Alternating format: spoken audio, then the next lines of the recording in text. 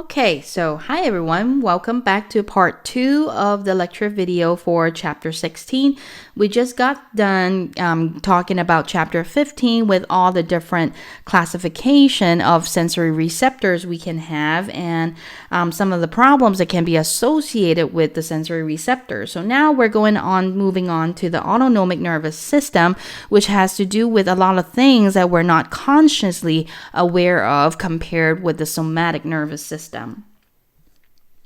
All right, so the autonomic nervous system is what makes routine homeostatic adjustment in the physiological systems without instructions or interference from the conscious mind, which was what I was talking about before when I mentioned that, our brain is already busy enough that we don't want to think that we have to control our heart and tell our heart, hey, heart, you have to beat. Hey, heart, you have to beat, okay? Or else that will take, that would take up your entire day just thinking to tell your heart to beat every single moment. So that's why your nervous system has a separate part that controls all this autonomic stuff for you, so you don't have to worry about thinking about that, okay? You have enough things to worry about already. Now, what the autonomic nervous system will do is they will coordinate these couple different organ systems, your cardiovascular, respiratory, digestive, urinary, and reproductive functions, all on its own.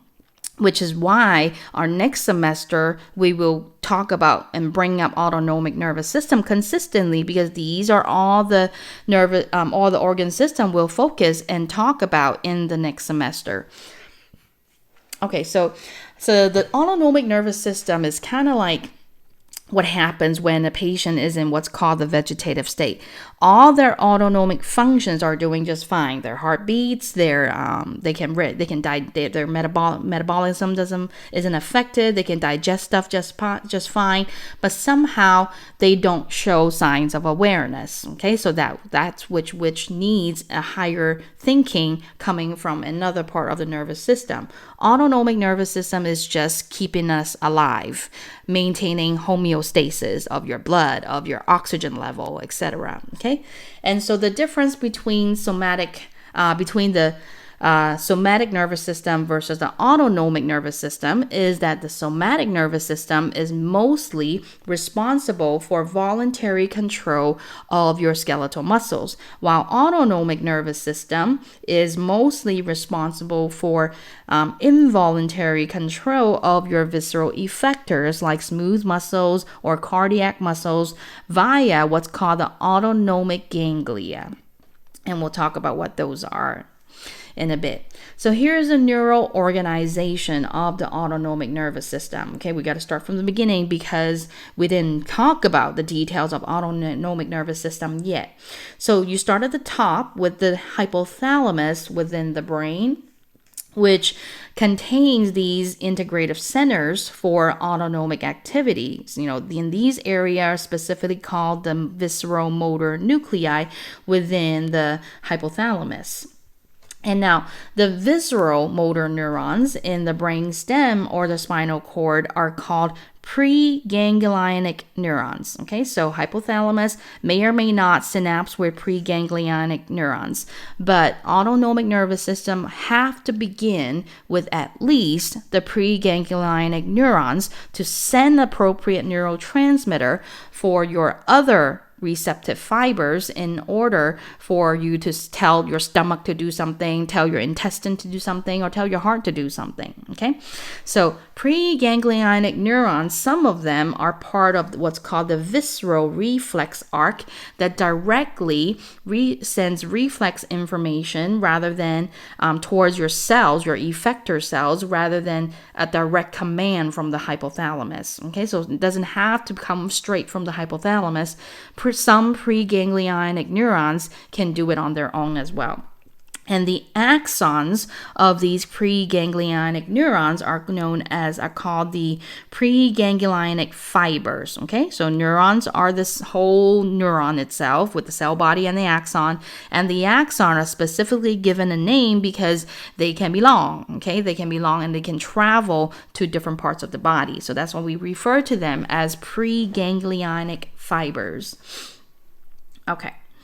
And then you have your preganglionic preganglionic fibers that leave your central nervous system and synapse on what's called the ganglionic neurons, okay?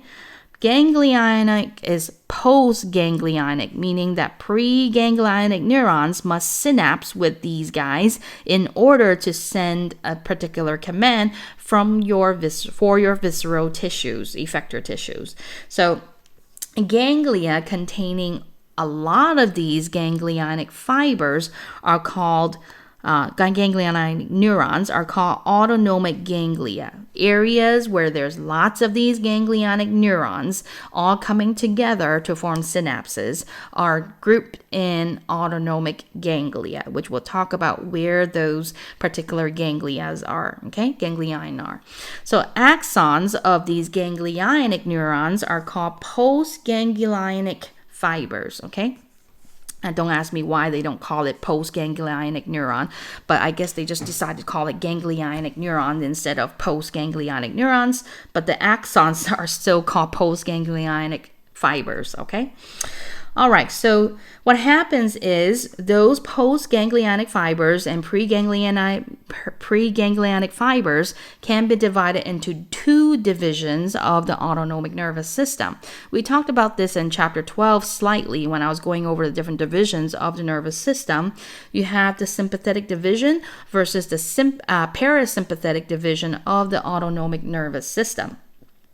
The sympathetic division is what activates during exertion, stress, or emergency, which means this is our fight or flight part of the nervous system. Okay, if we are in that full alert mode, like walking in a dark alley by yourself, there's no light, and you got to get home fast, get to your apartment door, you're walking faster, you're getting more nervous, all that responses by you feeling stressful or under emergency situation, you're able to do all that stuff and experience all that feeling is because your sympathetic nervous system is kicking you into that fight or flight mode. And some of the stuff that is associated with your fight or flight mode or sympathetic activation is you will have heightened sense of mental alertness. That's why you look around more and you seem to be able to hear, little cracks or little steps following you or something like that when you normally won't hear them. You may have increased metabolic rate. Now, make sure you understand that increased metabolic rate doesn't mean you're going to digest your tacos you ate for lunch, okay? Increased metabolic rate means you're doing more cellular respiration, chemical reactions to produce ATP, because what's going to happen in fight or flight mode is you're going to activate your muscles and you're going to require a faster pumping of the heart to get you going. So all those things require ATP, okay? And hence your body is going to kick into that mode where you're going to burn a lot of glucose, turn them into ATP so you can activate all those things as required for your sympathetic nervous system. So don't think as in increased metabolic rate here as digesting what you ate for lunch or digesting that rice or noodles, okay? That's digestive system, which is actually turned down during sympathetic division activation, okay? It is the production of ATP that's being discussed here when we talk about metabolic rate, okay? So here it is that we actually have decreased digestive and urinary function. Kind of like if your goal is to run from someone chasing you, okay? The last thing you're going to think about is going to pee or going to poop, okay? You're going to focus on running. You're not going to think about the food that you just ate. You're just going to be scared and run, and just your whole idea is to escape. And that's what you can think about in terms of sympathetic activation, okay? There will be activation of energy reserves, like I was talking about, going into your glycogen storage, burning those, turn those into glucose, so you can burn that into ATP. There will be increased respiratory rate. That's why when you're nervous, you tend to breathe harder and faster, which means there will be dilation of your airway in order for you to breathe more, okay? If you constrict your airways, you can't deliver enough oxygen to all those muscles about to become activated, okay, for you to do that fight or flight. Okay, so your airways have to be dilated as well. There will be increased heart rate and blood pressure in order for you to, of course, supply enough blood to all your muscles and all those awareness that you're doing. And also activation of sweat glands as well, because you're going to get hot when you are in that fight or flight mode. And hence, parasympathetic sympathetic division is just the opposite of that. You are on vacation mode. You're on your couch, sitting down, laying down, chilling, relaxing. Okay, so that's why I like to call this the rest and digest division. Okay, when you're just sitting there, taking a nap, watching TV, very relaxed, okay? So this is when you have usually decreased metabolic rate, and that's why you're not burning glucose or making ATP. Your whole body is now shunted into digestion mode. Okay, you're gonna store all those fat and store all those extra calories that you're eating in case you need to jump into sympathetic mode, and now you got to go back to those reserves. Okay. There will be decreased heart rate and blood pressure because you're no longer under stress. There will be increased secretion by your salivary and digestive glands now because you're in rest and digest mode. So that taco or that rice or noodles you just ate for lunch, they're ready for doing their stomach movement and intestinal movement to get it moving down your digestive tracts. So that's why they say when you're stressed, people lose their appetite and stuff like that because you're when you're stressed and in that fight or flight mode, your digestive system is not really wanting to do its job. Okay. And then in parasympathetic, then you will have increased motility and blood flow toward your digestive system in order to do its job. Okay, move the food along, mix and mash all that food within the stomach, etc. And stimulation of urination and defecation usually occurs around this time as well. Again, the last thing you want to think about is pooping when you are running away from somebody, whereas now you're nice and relaxed in front of the TV. Then all of a sudden, wait, let me pause. I got to go to the restroom and do a number 2. Okay, so that's what parasympathetic division is for. All right, so now we're going to start by talking about the details of your sympathetic division of the autonomic nervous system. What are those preganglionic fibers look like, or what are those postganglionic fibers look like for sympathetic nervous system, because they are different between the sympathetic versus parasympathetic, and where they synapse at is also different, okay? So just a reminder, for somatic nervous system, it usually involves one neuron that goes from your central nervous system all the way out towards your effector organs, such as your skeletal muscles. And they usually releases acetylcholine as your neurotransmitter to activate those muscle movement, those skeletal muscle movement. Now, with autonomic nervous system, specifically your sympathetic division, this part of it is your preganglionic fibers, okay? This part of it is what I was talking about as autonomic ganglia. And then this part of it is that ganglionic neuron, or this particular part of it is the postganglionic fiber. And then it goes into your effector organ, okay? So already you can tell the difference between somatic nervous system and sympathetic nervous system of the peripheral nervous system. Remember, we're talking about this whole part being your peripheral nervous system, which then can be divided as somatic or autonomic nervous system. So for sympathetic division of the autonomic nervous system, your preganglionic fibers are actually short, okay? And they are close to the spinal cord, as you can see in red here in this diagram. So this diagram shows you preganglionic fibers in red, and then black is your postganglionic fibers of the sympathetic division. Okay, so that's why then they're usually located between your thoracic and lumbar segments of your spinal cord. It goes from T1 all the way down to L2 and some of the sacral as well, but mostly within your thoracic and lumbar segment of your spinal cord, which then that's why the sympathetic division is also referred to as the thoracolumbar division, okay, thoracolumbar division, because they usually come from preganglionic fibers that are close to your thoracic and lumbar region of your spinal cord. Now, they also tend to diverge extensively in terms of where they form synapses at, okay? One preganglionic fiber can actually synapse on 24 or more ganglionic neurons, okay? You see that it also only has, one going here, one going there. It's just a simplified diagram. It's actually more complicated than that. But one preganglionic fibers can activate a whole range of stuff. Usually they will form synapse with postganglionic fibers that will go on to 12 other things or more for that activation. Now, and this makes sense for the sympathetic division. Remember, for sympathetic, it is all about fight or flight, which means we require the body to activate a whole variety of things in a short amount of time because we are in that emergency high alert situation. So we need to activate multiple things very quickly in order for us to do all those stuff we mentioned in the sympathetic division.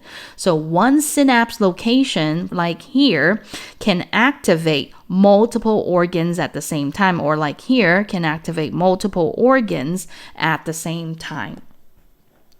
Now, the ganglionic neurons then, which are that postganglionic fibers we're talking about, they will form synapse within the autonomic ganglia. And for sympathetic nervous system, the ganglia tend to locate closer to the spinal cord due to the fact that preganglionic fibers are shorter for the sympathetic nervous system. The main neurotransmitters that the preganglionic neurons will release at these ganglionic location here, right here, is acetylcholine. Okay, so ACH is often released in this synapse right there, within the synaptic cleft between preganglionic and postganglionic fibers of the sympathetic nervous system. Okay, the acetylcholine then, which will then bind and stimulate your ganglionic neurons here, okay, here, or all of these, and that will lead to stimulation of all these different effector organs, okay? So each ganglion will innervate particular body or of organs or groups of organs, okay? So depending on where it is connecting to, okay? All right, so something here to add is that this is short for sympathetic nervous system. This is long for sympathetic nervous system, okay? Because we will make the distinguish between sympathetic and parasympathetic, which is opposite. And what neurotransmitter is released is also different between the two divisions, okay? So that's what I was saying, that the postganglionic fibers to the effector target organs are usually long, and that makes sense because this was short to begin with, and that you need to reach all these different organs in your body. So those fibers need to be long enough to reach all these different organs in your body, which is why I put long here for postganglionic fibers. All right, so there are three main ganglionic neuron synapse location, or those autonomic ganglia we were talking about, okay? For the sympathetic nervous system, there are three of them, okay? They can synapse at what's called the sympathetic chain ganglia, which was what I didn't talk about in chapter 13, but you saw that it was there when I was talking about how sensory and motor information is routed within the spinal cord in chapter 13. Remember I talked about the back, okay? But I didn't talk about the front here, but you saw that there was some glob down here too. Well, that blob is your sympathetic chain ganglia, and we have one at each side of the vertebral column, just like how spinal cords have that dorsal root ganglion. We talked about that in chapter 13. Now we're going to talk about this in chapter 16. Now they contain mainly the synapses of neurons that serve your upper body, and such as your visceral effectors within your body wall, thoracic cavity, your head, your neck, and your limbs. For example, our sweat glands, or smooth muscles in the blood vessels. We talked about vasoconstriction when we're cold versus vasodilation when we're hot. So those effects are controlled via our autonomic nervous system, because that's what they will be able to squeeze down on and act on, because those blood vessels, it acts on our blood vessels. Or the erector pili muscle in the skin that gives us goosebumps when we're feeling cold is due to the fact of this particular part of the autonomic nervous system within the sympathetic chain ganglia. Now, those postganglionic fibers that control visceral organs in the thoracic cavity form bundles called sympathetic nerves. So you see right here, coming out of the sympathetic chain ganglia, you have this black neuron coming out. So that is coming out in form of the sympathetic nerves, because it's going to go to those organs within the thoracic cavity, such as your heart and lungs. So they're innervating your heart and lungs specifically when we're talking about sympathetic nerves. And then your second location of synapse for sympathetic nervous system is called the collateral ganglia, which are mainly within your abdominal pelvic cavity. They're located anterior to your vertebral column, not here, okay, but here in this location anterior to your spinal cord. And they, of course, innervate abdominal pelvic tissue along with viscera, which are the organ that's associated within that area.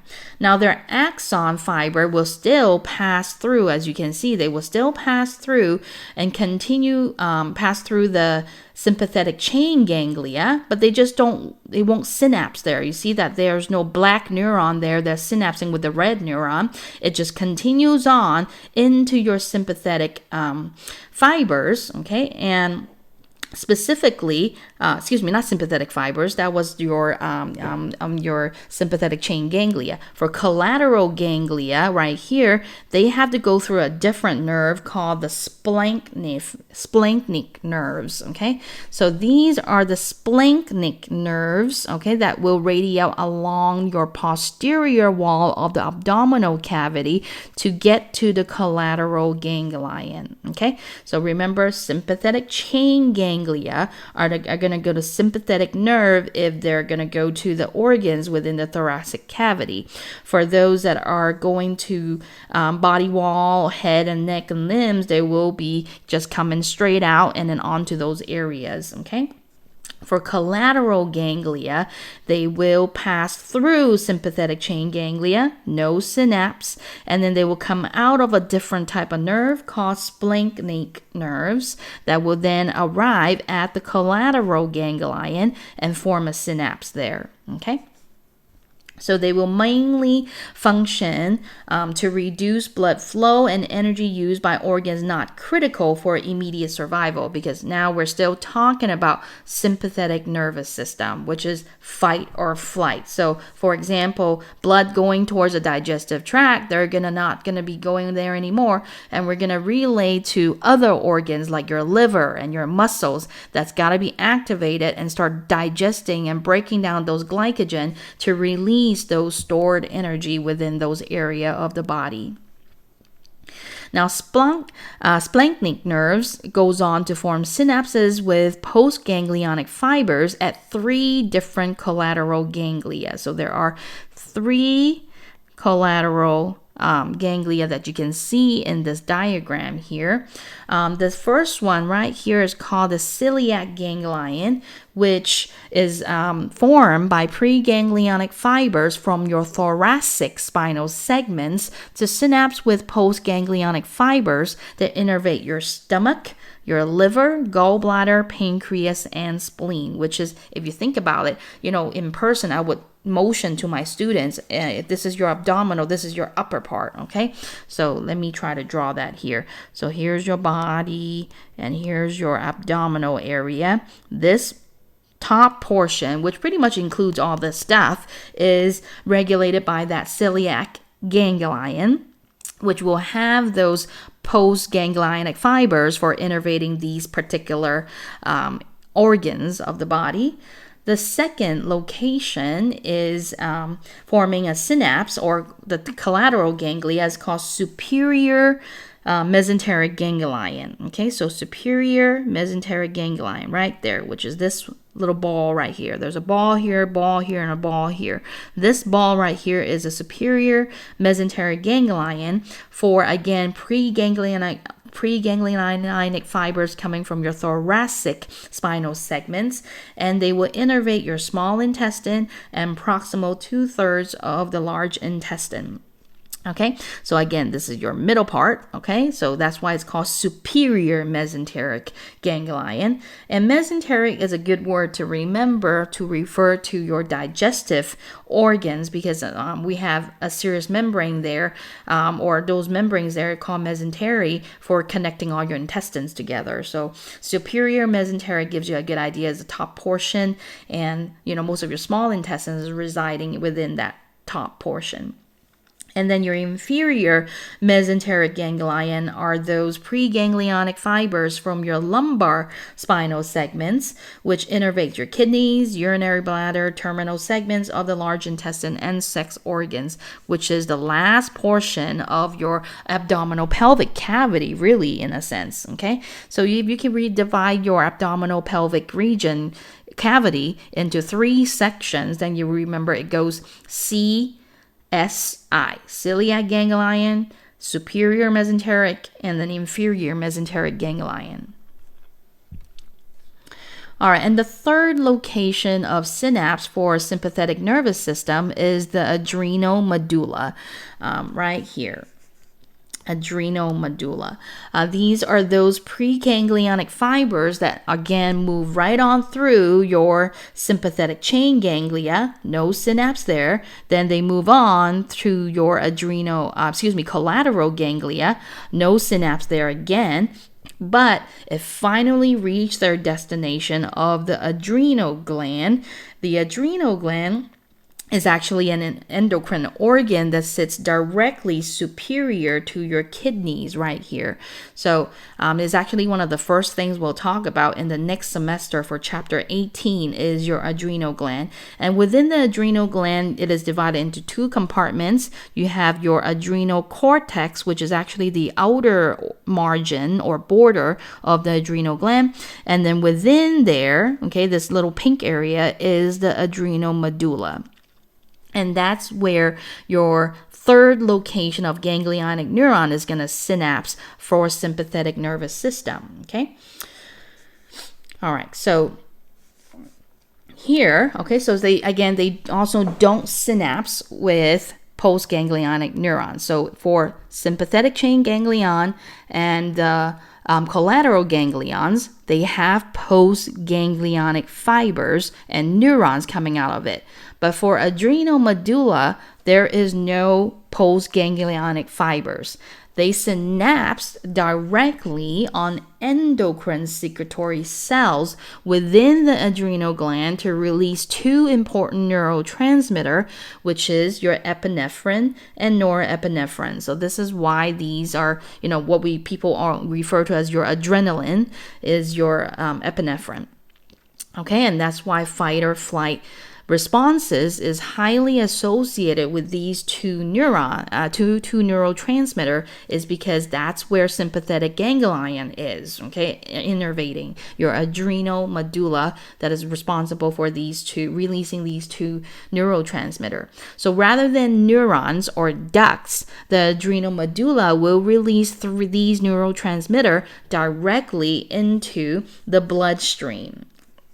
And, then it will act as hormones that can circulate around the body and affect whatever target cells they're targeting to, okay?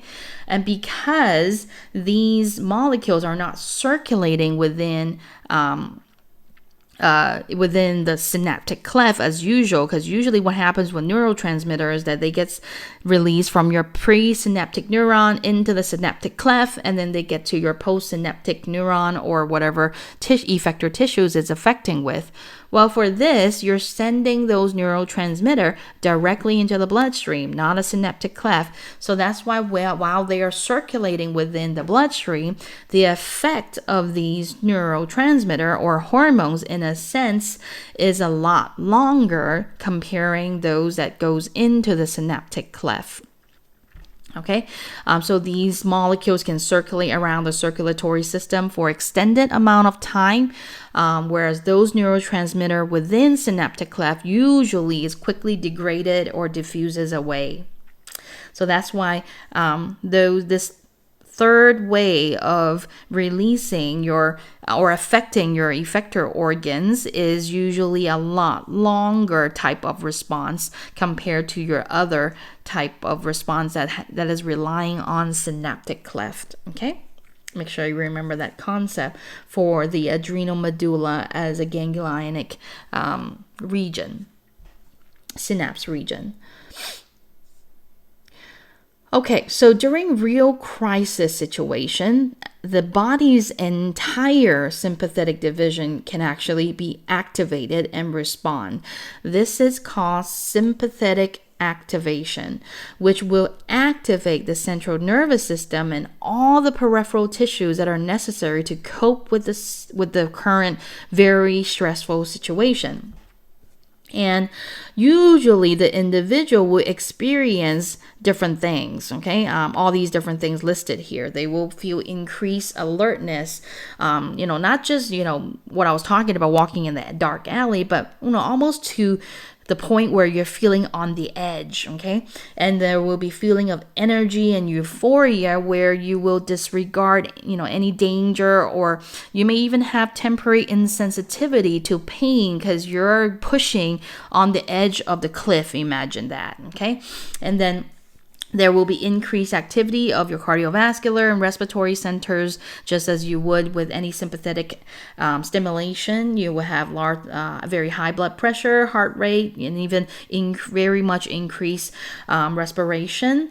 Elevation in muscle tone, which is why when you get to that sympathetic activation mode completely, the person will look very tense and they may even begin to shiver, okay?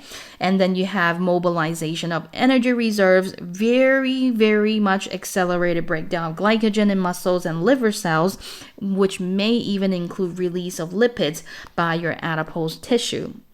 Now, an example of this type of sympathetic division, so you can imagine what I mean by this sympathetic activation. This is not just you stressing out about the exam. This is about even more than that, life or death situation, okay? And it can be illustrated by this case here that was reported on the news back from 2018 when a man from Florida traveled to Switzerland. You might have heard of this. It was pretty big, went pretty viral over the internet back then.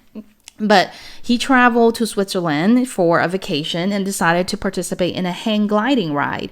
Well, instead of a sympathetic small stimulation from excitement or fun of the experience, he ended with a near-death experience that most likely require this type of sympathetic activation here I'm talking about, that feeling on the edge and temporary insensitivity to pain.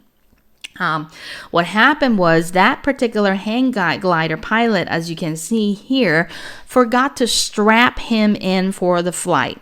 So instead of being safely anchored like this towards to the hang glider, like the pilot here, he ended up just hanging here onto the bar of the hang glider with his left hand, and then his right hand is hanging onto the pilot right here. So what happened is he is just hanging on to these two things for dear life at 4,000 feet above the ground. This is what we're talking about during severe crisis, okay, the situation when we are probably in that euphoria mode with disregard for the pain that is in his arm muscles. Not that the pain is not there, but just the brain is just completely in full on sympathetic mode, that there's no room to even think about the pain yet at the moment. I mean, if you think about it, it's either you hang on or you drop to your death down below. So this is what we're talking about in terms of sympathetic activation. Or if you've heard of stories about mothers being able to lift the weight of a car to save their child because their body is in that sympathetic activation mode, okay? You kind of get that superhuman power all of a sudden when you're in that mode. And so this is a brief video on that news. He kind of went from being able to hang on with his right hand on the pilot's shoulder to slipping down to the pilot's leg when he was finally somewhat closer to the ground 2 minutes 14 seconds later. He said that was the longest 2 minute ever in his life. He let go of the hang glider at still a pretty good distance above the ground, traveling about 45 miles per hour, and ended up with a fractured wrist and probably some pulled tendons and ligaments because he was hanging on for dear life without the pain, regardless of the pain involved, okay? But at least his sympathetic nervous system being able to kick in saved his life. So here it is.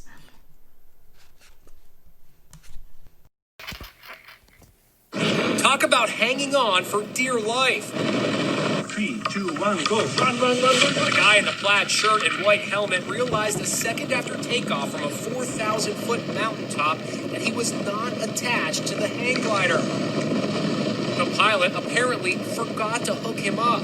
The tourist from Florida hangs onto the bar with one hand and the pilot with his other hand. The pilot does his best to steer with one arm while grasping onto his passenger with the other. I was just trying to stay calm, just trying to hold on for dear life. The danger was real. Imagine falling from this height. I looked down once and I thought to myself, this is it. I'm going to fall to my death. I'm a goner. Both men are struggling. The tourist, Chris Gursky, goes from clinging to the pilot around his shoulders to barely hanging on to his leg. I didn't have much grip left to me at all. My hand was opening. I was slipping. I had his pant leg. That was about it.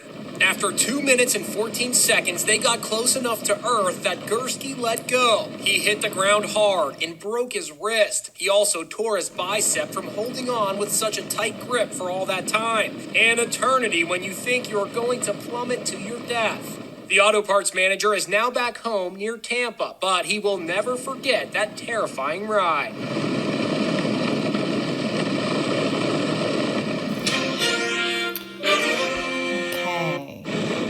All right, so that was a perfect example of what it's like to have full sympathetic division being activated. Saved his life, okay? All right, so we have mentioned that the sympathetic preganglionic neurons releases acetylcholine to your ganglionic neurons, making it a cholinergic type of synapse, as we have learned from chapter 12. Now, ganglionic neurons, which are the postganglions, will then release another neurotransmitter, usually norepinephrine, right here as illustrated, that will then target your different effector organs specifically.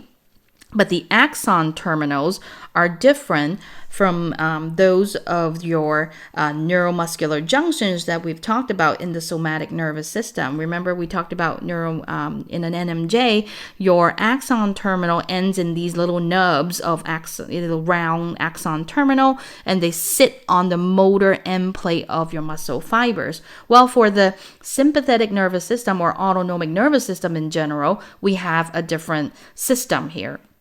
Okay, so what we have here is that the telodendria of the sympathetic nervous system neurons don't form that single axon terminal that sits on the target tissue like the motor end plate of your muscle fiber for the somatic nervous system. Instead, they form a branching network that kind of resemble a string of pearls that sits on top, for example, smooth muscle cells of target organ like stomach or intestines. So these pearls are called varicosities, and they are packed with neurotransmitter vesicles that contain norepinephrine. So make sure you remember here that preganglionic fibers are short and they release acetylcholine in the synapse. The postganglionic fibers are long for sympathetic nervous system, and they release norepinephrine in this type of way. Instead of axon terminals, you have varicosities that forms a net over your muscle fibers, your smooth muscle fibers. And they will release lots of those neurotransmitter simultaneously, all at the same time. So these varicosities are found all along surfaces of your effector cell, and they don't have any postsynaptic membrane like motor end plates, like sarcolemma of the muscle fiber. The membrane receptors for the norepinephrine are what's scattered across the surfaces of your target cells instead. Okay, so that's how they're able to activate an action potential in smooth muscle fibers. Now, since these varicosities mostly release norepinephrine, they are called adrenergic neurons. Okay, so those that release acetylcholine are called cholinergic. Those that release norepinephrine is adrenergic. Okay. And just as acetylcholine is broken down by your acetylcholine esterase, your norepinephrine at varicosities are also either reused or broken down by another enzyme called the monoamine oxidase, or short for MAO. MAO, and that's what going to be the enzyme that's degrade your norepinephrine to stop the action potential arriving at your visceral organs. The length of activation is also a lot longer for these adrenergic neurons compared with cholinergic. For those of the adrenergic neurons, they will last a few seconds long, which compared with the somatic nervous system of those cholinergic synapses, those only last about 20 milliseconds long. Okay. So that's the differences in time as well in terms of which neurotransmitter is released. Okay, now on to the parasympathetic nervous system, which is our rest and digest part of the autonomic nervous system. This part of the system is a little bit more straightforward and less parts associated. So this part of the system is responsible for conserving the body's energy and maintain that resting metabolic rate. This is when you want to chew up and digest those food that you just ate in your stomach, and then so they can be further broken down in your intestines. So a lot of things we talked about for the sympathetic nervous system becomes the opposite for the parasympathetic nervous system. For example, the preganglionic fibers right here is now actually long compared with sympathetic nervous system. Okay, so this, let me erase that.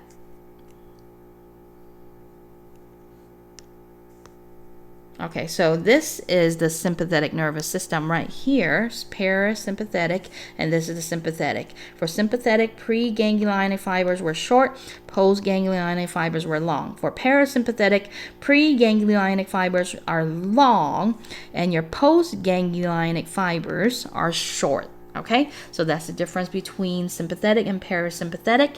And the other thing is the preganglionic fibers for the parasympathetic nervous system origins at the brainstem via the cranial nerve and sacral segments of the spinal cord. So this is why you see the cranial nerves here and also those within the last portion of the spinal cord, which is your sacral segments.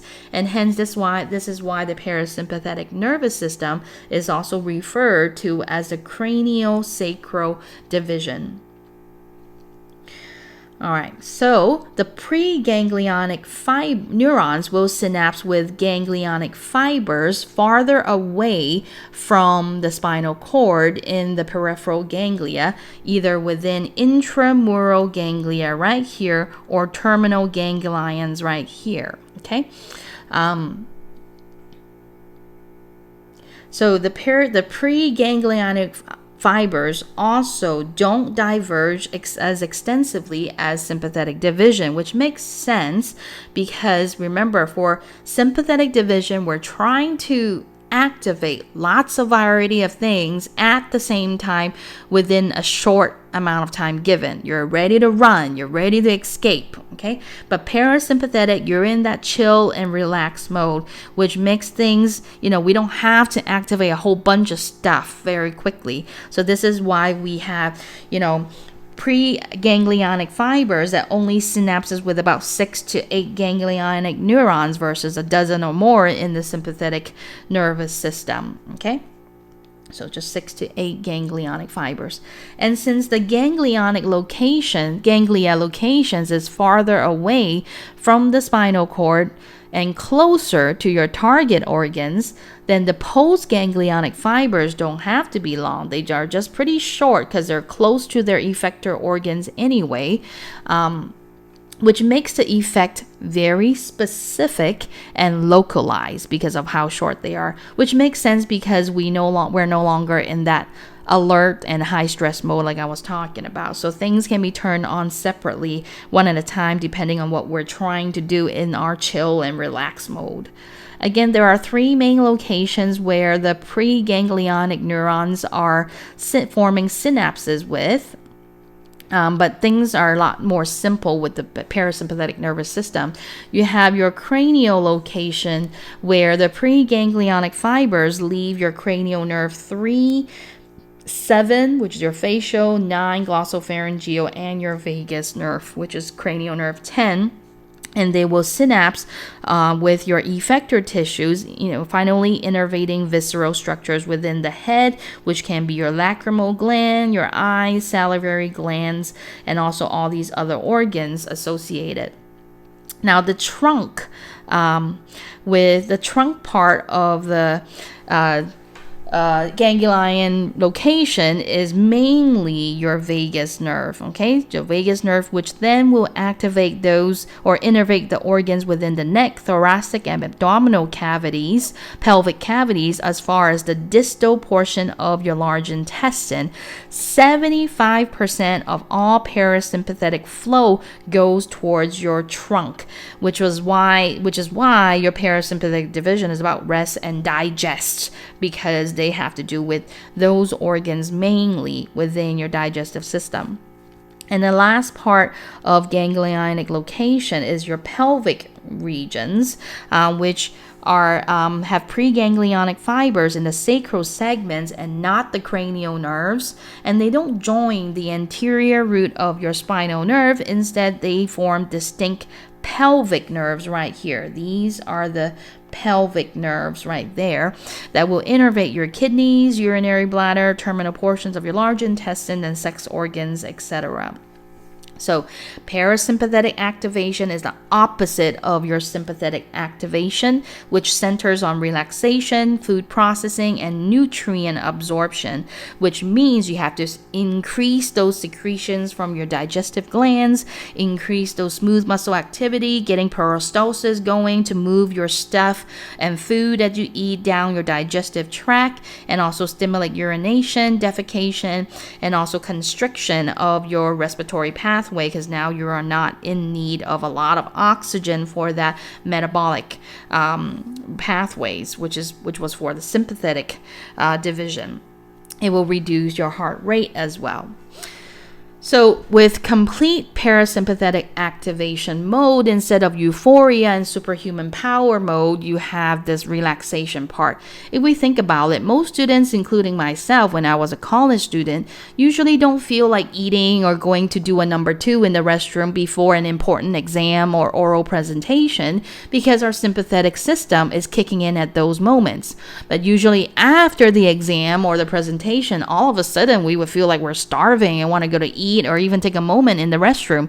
Kind of like myself. Usually when I'm lecturing in the classroom, my adrenaline is running, I'm lecturing, and my brain is busy thinking about what I'm talking about.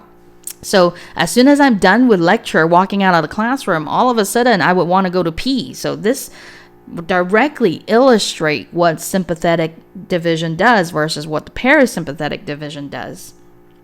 Now, here is a very good summary table for comparing between the somatic nervous system with the sympathetic and parasympathetic of the autonomic nervous system. Remember that for somatic nervous system, okay, so this is the somatic nervous system. It releases mainly acetylcholine as your neurotransmitter, and it acts on skeletal muscle mainly, and mostly it is a stimulatory effect. The other thing I want to re-emphasize on is that the somatic nervous system neurons are usually highly myelinated because they have long axons. So usually one can go from the spinal cord all the way to your effector muscles tissue. So because it's long, we want to make sure that things are going by pretty quickly and don't have to activate all those sodium ion channels all along the way. So they are usually heavily myelinated for that fast conduction of saltatory propagation versus your continuous propagation. Those of the autonomic nervous system within the sympathetic division, they're usually lightly myelinated, whether it is parasympathetic or sympathetic. They don't have a lot of myelin. And for sympathetic nervous system, you have those that release acetylcholine at your preganglionic fibers. So these are your preganglionic fibers that are short, and then postganglionic fibers that are long, and usually these postganglionic fibers will release norepinephrine as your neurotransmitter, and then those that synapse with the adrenal medulla instead of a ganglion will then cause the gland itself to release these two important hormones, epinephrine and norepinephrine, directly into your bloodstream, which is why the effects coming from the adrenal gland will last a lot longer than those coming from these ganglion, your sympathetic chain ganglion or your collateral ganglion. And the effector tissues can be all your smooth muscles within the gut, or your cardiac muscle, or your glands within your whole body. Okay. Parasympathetic nervous system, like I said, is still lightly myelinated, but the preganglionic fiber is long and your postganglionic fiber is short. Preganglionic fibers release acetylcholine. Postganglionic fibers also release acetylcholine. And both of these postganglionic axon or fibers are usually unmyelinated. Okay? So make sure you know the difference between these three divisions of the nervous system and how they differ according to their neurons, along with the neurotransmitter that they release, and what effector organs are affected by these parts of the nervous system. All right.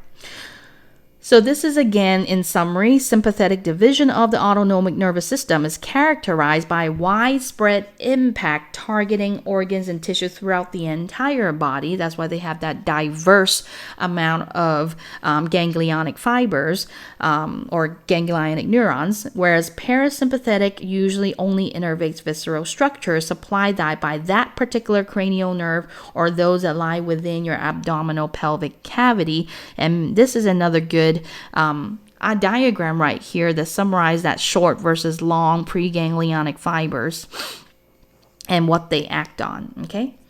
All right, and this is a table that summarizes that too if you want to go through those. And most vital organs of the body actually receive innervations from both divisions of an autonomic nervous system called dual innervation. Within autonomic plexuses, sympathetic and parasympathetic fibers will mingle together to form a network of nerves. That's why it's called autonomic plexus. For example, the cardiac and pulmonary plexus will contain sympathetic and parasympathetic fibers to heart and your lungs. I'll explain why that is in the next slide. Esophageal plexus contain descending branches of the vagus and splanchnic nerves from the sympathetic nervous system. Celiac plexus, along with their inferior mesenteric plexus, innervate viscera within the abdominal cavity. And lastly, you have your hypogastric plexus, which innervates digestive, urinary, and also reproductive organs of the pelvic cavity. So how does an organ receive dual innervation, and what do we mean by dual innervation? Here's an example of the heart. So in cardiac muscles, the acetylcholine that's released by the parasympathetic division causes a reduction in heart rate. Okay, so parasympathetic slows down the heart, while norepinephrine released by sympathetic division will accelerate your heart rate. Sympathetic division make your heart pump faster. Okay, now small amounts of both are actually released simultaneously. Both norepinephrine and acetylcholine from the two divisions of the nervous system is going to release those neurotransmitters simultaneously to create what's called the autonomic tone, which is the background level of activity. If we think about it, it's always easier to change the level of something very quickly if you already have signals on and you're just making small changes, either faster or slower very quickly, versus it's harder to have to turn something completely on from nothing and turn something completely off from full blast mode to nothing. Okay, so that's kind of tough. So it's a lot more efficient when we're just making small little adjustment to make the heart pump a little faster or make the heart slow down a little bit. So that's why you need dual innervation. Is, if you're not doing if you're just turning either or on or off, whenever you need it, it's just not very efficient for both time and energy. So that's why we have that background level of activity that is maintained automatically for us. And hence, so the heart rate can be controlled very precisely to meet demands through your, very small adjustments, because we have that dual innervation simultaneously. It's just that while we're resting, the parasympathetic division dominate, versus when we're in crisis mode, it's the sympathetic division that dominates. But they're never completely shut down to zero impulses for the heart. And same for respiratory and digestive system. In respiratory system, the sympathetic stimulation dilates the airway, whereas the parasympathetic division will constrict the airway. In digestive system, parasympathetic stimulation actually slows down the motility, whereas release of secretion will increase when your parasympathetic stimulation, and also motility of the digestive organs also quickens when you're in your parasympathetic mode.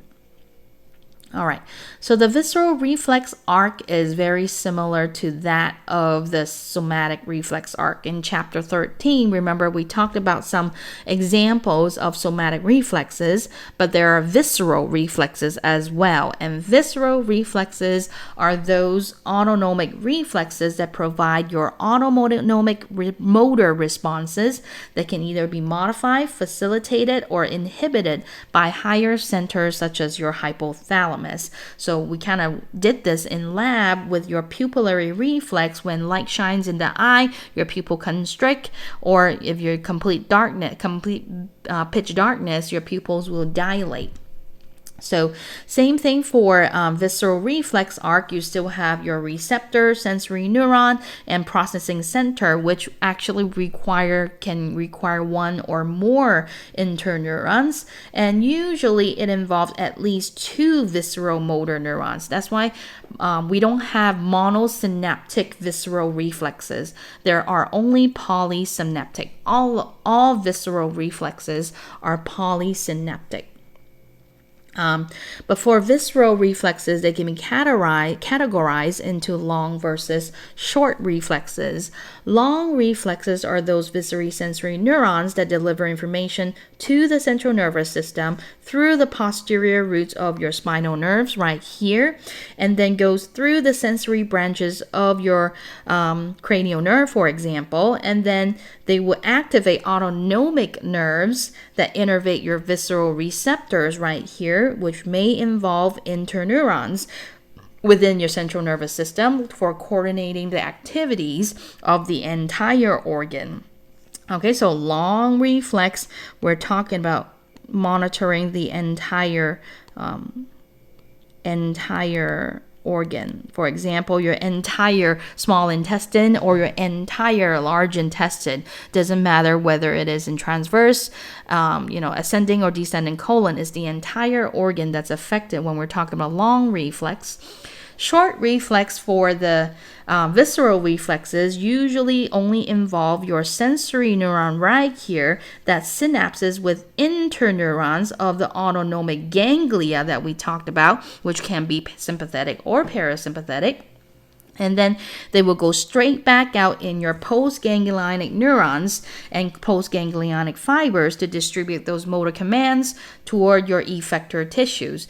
Now, this short reflex usually bypasses your central nervous system, which means the effect is localized to a particular region within that organ. Okay, it's only that one small part, such as your large intestine's colon has little pockets called hostra, and the food matter kind of moves along those little pockets one by one. So that's more of a short reflex kind of deal. Or within your rectum, where there's storage of feces, those is kind of the short reflex that stimulate yourself to want to poop. But if you want the entire large intestine to get going, it will require long reflexes versus short reflex. Okay.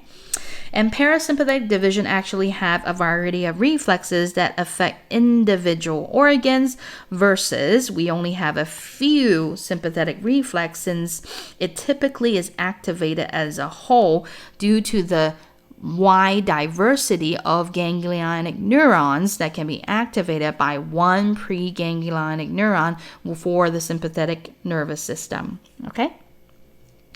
All right, and we will end this chapter introducing a bit about the topic of memory, since it's highly relevant to and reliant on the nervous system. Now, for memories, it is considered as a higher order function of the nervous system because it involves both conscious and unconscious information processing, and they can be adjusted over time, and they are not innate, and they have to have fixed reflexive behaviors they involve. You have to learn it over time, and it takes repetition. Okay, so there's what's called fact memories versus skill memories. Fact memories deals with specific bits of information like color of a stop sign, for example, or color of your dog, how a certain person looked like. Skill memories are learned motor behaviors such as lighting a match, using chopstick, learning how to ride a bike, learning how to play a piano that we talked about. They eventually can become incorporated at the unconscious level with repetition based on what we talked about in your cerebellum, your function of the cerebellum. Now, there's also a difference between short-term memories and long-term memories. Short-term memories usually don't last long. That's why they're called short-term memories. But information can be recalled almost immediately, such as a person's name or phone number. The moment that person tells you their phone number, you can remember and quickly type it in your phone. But maybe 15 minutes later, you already forgot their phone number. Okay? And, usually repeating things over and over and over again will reinforces that original short-term memory and allow for its conversion into long-term memory. Okay, and this conversion of short-term memory to long-term memory is called memory consolidation. And of course, long-term memories last a lot longer, sometimes even lifelong, depending on the type of memory it is. So long-term memories can be divided into what's called secondary versus tertiary memories. Secondary memories are those long-term memories that will fade with time, and may require considerable effort to recall. Tertiary memories are those long-term memories that are with you for a lifetime. For example, your own name. Nobody forgets their own name unless you have something going on that has damaged your hippocampus or your amygdaloid body, okay, or your whole limbic system we talked about in chapter 14. But normal individuals will not forget their own name. So that's a type of tertiary memory. What you learn from this class, for example, if it was turned into long-term memory, it will be considered as a secondary memory because you may require some time to recall a lot of the stuff. Okay. So like I said, for example, a lot of you may forget all that you learned from this semester by the time we're in Biology 2402 class, okay? And I know that happens very often because every time I ask my Bio 2402 classes whether they remember something from Bio 2401, it's always complete silence and awkward smiles. And I understand because, memory requires repetition, and we just don't use these A&P concepts very often in our daily lives. So unless you become a neurosurgeon or something one day and all you think about is neurons all the time in your job, then you will probably never forget about those depolarization, repolarization, and different type of neurons you can have, etc. Okay, so now we kind of understand why that's the case. Now, as we have mentioned, memories are highly associated with two parts of our brain of the limbic system, particularly your amygdaloid body and your hippocampus, which are both essential to that memory consolidation process that we were talking about.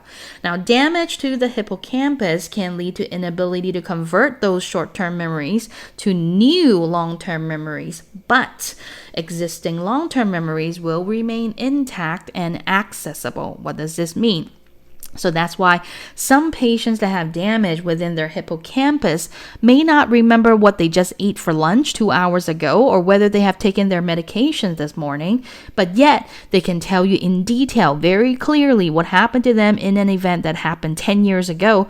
They may not remember where they're living now currently if they walk out onto the streets, but they may remember where they used to live years ago because of how our hippocampus work, okay?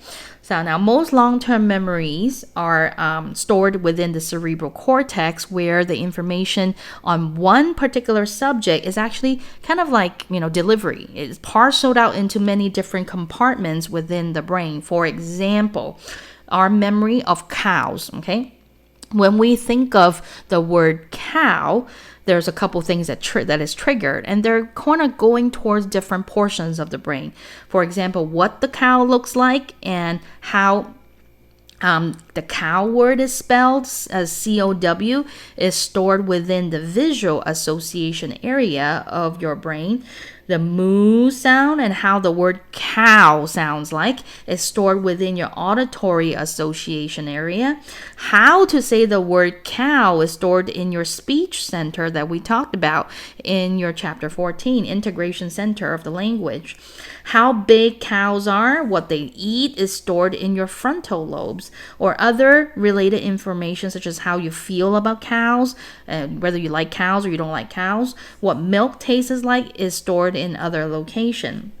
But how these memories are assessed and assembled on demand remains an active area of research because, like I said, lots of things about the brain we're still not exactly clear yet because of its complexity. And hence, now memory consolidation usually involve these following types of mechanism. One is there will be increased neurotransmitter release, which means a synapse that's frequently active will increase the amount of neurotransmitter it stores and release more with each stimulation, which means more stimulation, more effect on that postsynaptic neuron. And this is why I talked about this in my introductory video way back in the beginning of the semester, that AMP is all about repetition unless you have photographic memory. The more you read and think about these concepts, the more you're able to retain them because you are activating those same areas of the brain all the time. That's why what we mean by reinforcements of memory, by devoting more time into effective comprehension of the materials learned. Second, there needs to be facilitation at the synapses, which means when a neural circuit is repeatedly activated, those axon terminals will continuously release those neurotransmitter in small quantities instead of leaving them out cold, not being activated at all. Okay, so it's kind of like the more you use something, the more you become second nature to your whatever you use, whatever you're using or doing. Okay. And lastly, there will be formation of additional synaptic connections the more we repeatedly think about certain things. Now, this is interesting. And that's why hippocampus is one of those few regions we talked about back from chapter 12 that they may have neural stem cells, because with memory, the more we activate an area of the brain, sometimes additional synaptic connections can be made. For example, when one neuron repeatedly communicates with another, that axon tip has been shown to be able to branch out and form additional synapses on the postsynaptic neuron. So maybe, kind of like multiple axon terminals sticking onto the, that postsynaptic neuron for a greater effect of those neurotransmitter. More axon terminal touching that particular postsynaptic neuron, more stimulation of that neuron. Okay, and this diagram here shows you what it really takes to perform well on an exam, if you think about it, because a lot of times some students will say, I understand perfectly during your lectures. Your lectures are very clear. I understand them. And I spend hours reading your slides over and over again, but somehow everything is gone when I get to the exam. My mind blanks out. So this is when we need to ask ourselves, are we really comprehending the concepts and paying attention to what we're reading during those hours of reading and reading the slides over and over again?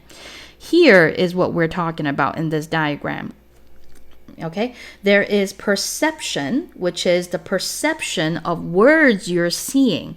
That is one thing. But are you paying attention to the words you're seeing and reading, that you're really making connection, paying attention, like what I suggested all semester long, make up some stories or part of the words that are relevant such that once you get it, you never forget again. That's part of that repetition and encoding your storage information. And that's what will allow us to retrieve that information again during the exam. Remember, you can perceive with your eyes going to, very quickly, but they're going to be gone in the next millisecond because that's just a sensory memory. But what you are able to effectively encode and store in your long-term memory can last a lot longer. Okay, which will require both time and some sort of an effective way to study that works for you individually. Some students find listening to my lecture over and over again effective. Some students find rewriting all the notes from my lecture over and over again as effective. And as I said from the beginning of the semester, it's only reality that the moment students are done with their AMP class, they will most likely forget all the details that we learn about in NMJ or neurotransduction. But at least I want you to take away from this class is figure out which study method ends up working for you the best, so you can convert what you perceive in your classes from your eyes, ears, and as you're hearing and reading things, and you can convert those to what you can retrieve even days or months later on the exam, okay? Especially those of you that are thinking about health professions, the road ahead of you is only going to get tougher, and classes and information that's going to be waiting for you after Richland College will only be more intensive and then easier, okay? So I hope you have developed a study skill that has worked for you in this class that you can take away as souvenirs to your other classes in the future, that you can use those same study skills to help you succeed in your nursing school, succeed in your pharmacy school, succeed in your medical school, okay? So let's go over those practice questions and we'll be all done for BIOL 2401, okay? All right, so let's go through them. Somatic sensory pathways carry information from what and the what of the head, neck, limbs, and body wall. They are coming from the skin and muscles of the head, neck, and limbs. So that's what somatic means, skin and muscles. The translation of a stimulus into an action potential is known as transduction. Nociceptors are pain receptors. They are sensitive to extremes of temperature, mechanical damage, and chemicals released from injured cells. They don't recept pressure. That's baroreceptors. Distinguishing facts concerning toning receptors include all of the following except toning receptors are active for a short time. Whenever a change occurs, conditions are monitored. Nope, that's phasic receptors. Remember, a phasic receptor phases out its effect, so they will adapt to stimulation. A taste receptor is sensitive to dissolved chemicals, but not to pressure or photon because each receptor type exhibits receptor specificity. Okay, baroreceptors are located in the what and detect changes in what. They're in major arteries and they detect pressure changes. What would happen if information from proprioceptors in your legs was blocked from reaching the central nervous system? Your lower limb movement would be uncoordinated because you don't know where your limbs are. You wouldn't know position or degree of stretch in tendons of your legs either. Neurotransmitters are used by neurons to bring pain sensation into the central nervous include your glutamate and substance P. Okay, dopamine, remember, is for smooth movement. It has inhibitory effect and excitatory effect of euphoria for dopamine. Okay, if a sensation is to reach your conscious awareness, there must be a synapse with what in the where. There must be a third order neuron, which must, which is located within your thalamus. If transduction does not occur, what do you perceive about a stimulus? It is as though stimulus did not take place and you feel nothing, because the whole transduction process is what's going to help you feel something because the signal has gotten to your central nervous system in the brain. For what anatomical reason does the left side of the brain control motor function on the right side of the body? Because of decussation. Visceral motor nuclei in the brainstem and spinal cord are known as preganglionic neurons. If the sympathetic division of the ANS, which neurotransmitter is released mostly at the postsynaptic membrane, your norepinephrine. Which treatment is not true with regard to adrenal statement is not true regarding to the adrenal medulla. They don't have long preganglionic fibers, and they don't release in a synapse. They release into the bloodstream epinephrine and norepinephrine. For a sympathetic division, remember, preganglionic neuron is very short. Which of these statements does not describe the parasympathetic division of the ANS? Preganglionic are not short, okay? Parasympathetic division, preganglionic ion fibers are long. Which neurotransmitter is released by all neurons of the parasympathetic division of the ANS? Acetylcholine, okay? What physiological changes occur in someone who is confronted by a large, vicious, growling dog? Increase in heart rate, blood pressure. Your sympathetic stimulation kicks in. Which of the following is correct concerning dual innervation of the ANS? Target organs will receive both of those division stimulation, sympathetic and parasympathetic. Which brain structure is essential in making the transition from short-term memory to long-term memory? Hippocampus. That's why when you have injury to the hippocampus, you have long-term memory, but you can no longer turn your short-term memory into long-term memory. When you recall facts as you take your A&P exam, which type of memory are you using? Long-term memory, or else you would have forgotten it in the next minute. Okay, and that's all we have. So those of you that will be taking me again for BIOL 2402, I will see you next semester. Those of you that won't, good luck in your future endeavors. Wish you all the best. Goodbye.